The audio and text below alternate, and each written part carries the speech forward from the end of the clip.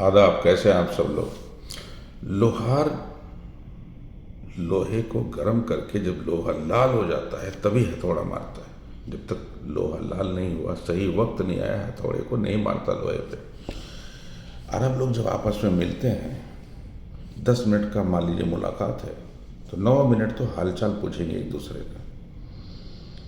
آخر میں سامنے والا خود بولتا ہے کہ بھائی صاحب میں آپ کی کیا سیوا کروں. تب وہ بولتا ہے کہ مجھے آپ سے فلاں فلاں سیوا چاہیے، خدمت چاہیے اس کے میں. تو یہ ہے اخلاق. اور جب بندہ آئے گا تو حال چال ہی نہیں پوچھے گا، اس کو پانی پوچھے گا، چائے پوچھے گا. ٹھیک ہے، سب کچھ پوچھ کر کے پیار محبت سے سامنے والا خود ہی بولتا ہے کہ بھائی صاحب آپ کس لیے آئے ہیں، میں آپ کی کیا سیوا کروں. ڈائریکٹ نہیں پوچھتا ہے، آتے ہی ہاں کیا ہونا ہے، کیا چاہیے آپ کو، کیوں آئے ہو آپ. ایسا نہیں، بدتمیزی سے. ٹھیک ہے.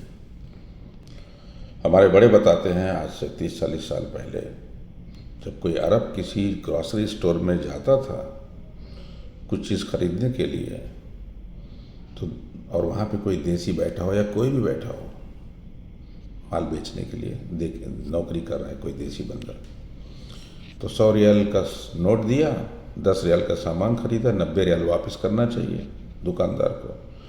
دکاندار نے یوں یوں کر کے دے دیا اس کو. اور جو کسٹمر ہے گراہک عرب، وہ گنتا بھی نہیں تھا، بغیر گنے جیب میں رکھ لیتا تھا. ٹھیک ہے. بعد میں ہمارے بھائی لوگوں نے کچھ ایسے کارنامے کیے ہوں گے، 2-3 بار اس کو دھوکہ ہو گیا، بیچارہ گننا شروع کر دیا. ویسے صحیح طریقہ تو یہی ہے مذہبی کہ جب بھی لین دین ہو گنیے، سامنے گنیے، لکھا پڑھی کریے، گواہ بنائیے 2. ٹھیک ہے. ہر ٹرانزیکشن کا سب کچھ پراپر ڈاکیومنٹیشن ہونا چاہیے. شرعی طریقہ یہی ہے. تو جب پورے ایماندار ہو جاتے ہیں لوگ تو ایک دوسرے زبان کی بھی کچھ ویلیو ہوتی ہے نا، اتنا لکھا پڑھی ضرورت نہیں ہوتی ہے اتنا. ٹھیک ہے. ہم یہ امید ہے کہ سامنے والا بھی ایماندار ہے تو نوٹ گننے کی کیا ضرورت ہے، چلو رکھ لو، ہے نا. لیکن جب بار بار دھوکے ملیں گے کسی شخص کو، بےمان لوگوں سے سابقہ پڑے گا، تو پھر ظاہر سی بات ہے بھروسہ ختم ہو جائے گا، برکت ختم ہو جائے گی. نیت خراب، برکت ختم.